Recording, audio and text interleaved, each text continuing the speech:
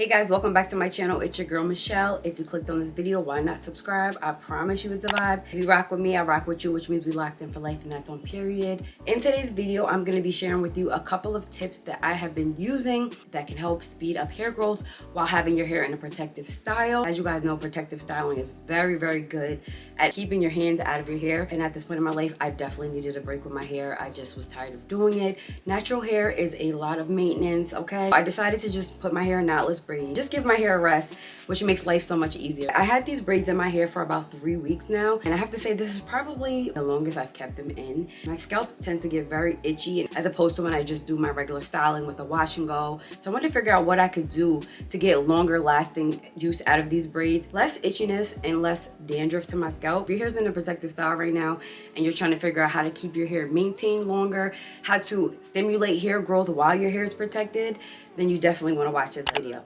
So my first tip that I recommend when you have your hair in a protective style, whether it's like this, cornrows, or just any type of braided style, is to start off by steaming your hair. Steaming is a very, very good treatment, even when you don't have your hair in braids. But what steaming does is it allows moist heat to open up your hair's cuticles so that when you're applying any type of treatment to your hair mask, oil, whatever the case may be, it allows the product to definitely work deeper into your scalp. Not only does it help with moisturizing your hair, but it helps to remove any type of buildup. So in my case, my scalp has been a little itchy, and I do notice that I have a lot of dandruff, more so on the top of my head and along the edges. What I like to do is I start off by steaming my hair for a good 5 to 10 minutes, just letting the moisture go into my scalp. Steaming your hair actually helps to revive your hair. It's also really good for loosening up your braids. Y'all know, the first day that you get your hair braided, it can be intense. Nobody better even touch my head. Like, I'm afraid to blink. So what the steam does is it allows it to soften the hair and make it less uncomfortable. And of course, you don't want to walk around with your hair too tight, because if it's tight, then your hair is not going to grow. It's too much manipulation. The whole point of a protective style is so that you don't have to manipulate your hair so much. A little bit of the dandruff that I experience,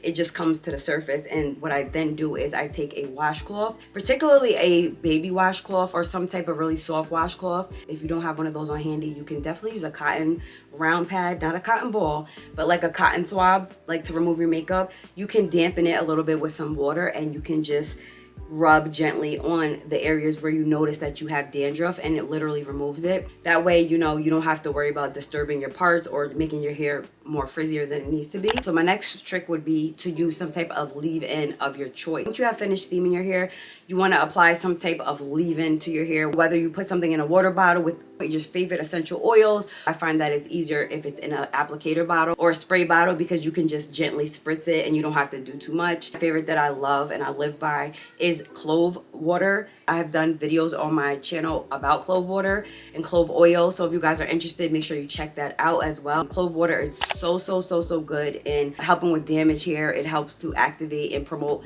hair growth. It helps to stimulate. It stops hair fall, balding, everything that you can think of, it does. And what I love about it is that the smell is not too strong.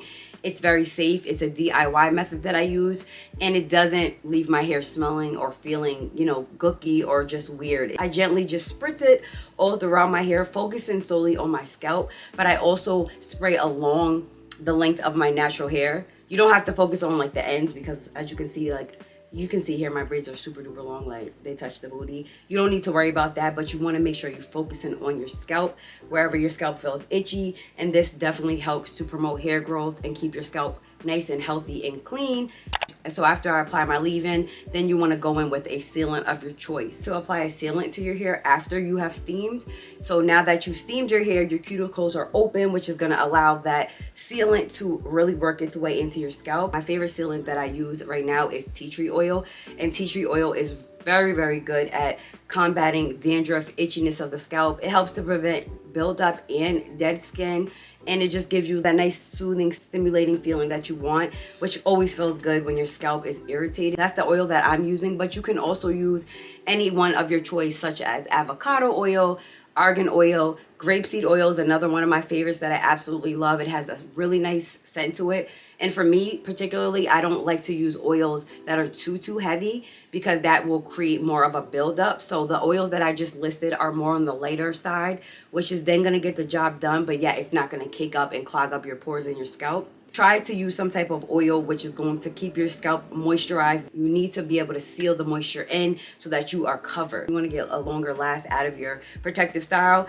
because trust me, these styles are not cheap. I'm doing my best to keep them in as long as I can, and like I said, I'm going on 3 weeks now, and I'm trying my best to hold on for another 3 weeks, and I'm pretty sure I can hold on with doing these 3 methods. Pretty much it's really simple, it's really easy to do, and I noticed that my scalp feels so much better because about a week or 2 ago, I was like, these braids gotta go. It looked like it was snowing in my scalp. And you know when your scalp is itchy, you just wanna wash it. And I was just like, I don't like to walk around knowing that my hair is dirty and people can notice it. But with these 3 methods, it has made such a difference in my hair. And lastly, I just wanna talk about protective styling in general. Whenever you're gonna go for a protective style, I noticed that some people are not really too mindful of who's actually doing their hair. It's like, you know, I want to get my hair done, I'm gonna go do this salon, this, that, and the third. But you want to make sure that whoever is doing your hair, your braider, your stylist, that they're not braiding your hair too tight. Because the whole point of you getting a protective style is to keep your hair protected so that you can leave it alone, you can repair it, and just,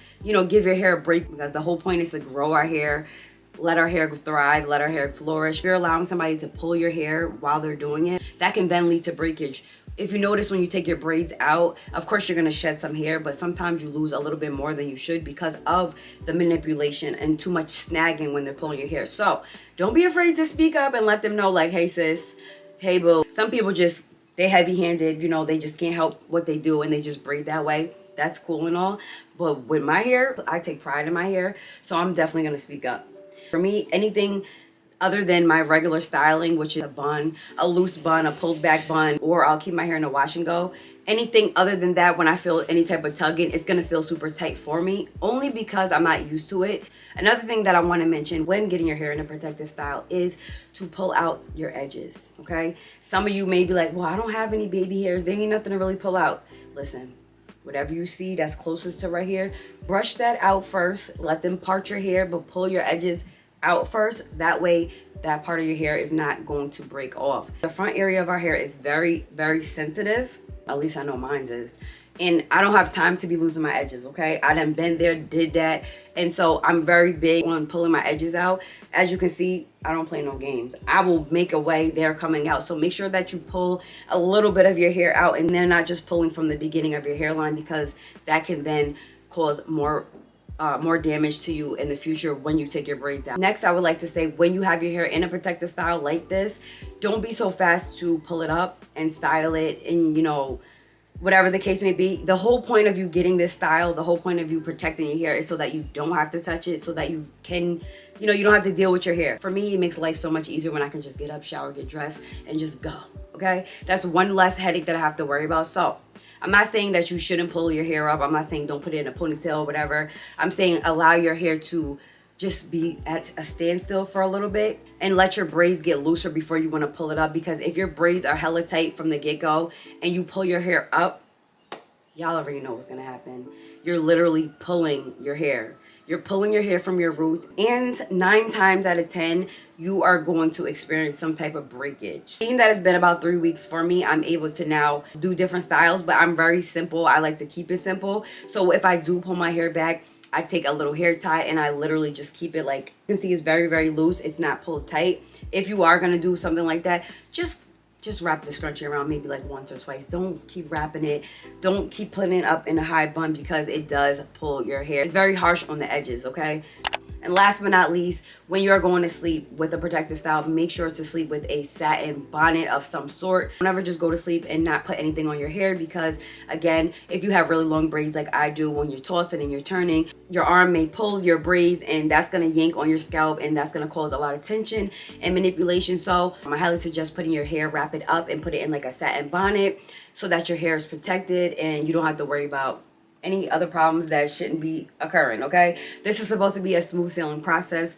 The hair is supposed to be left alone and it's gonna flourish on its own. That's all I have for you guys in this video today. If you guys are interested in how I refresh my braids to make them look newer, you know, when they start to get frizzy, let me know and I'll do a video on that. That's pretty much it. I hope you found this video helpful. If you did, give it a thumbs up. Let me know how long you usually keep your protective style, and don't forget to hit that subscribe button. And with that being said, I'll see you in my next video.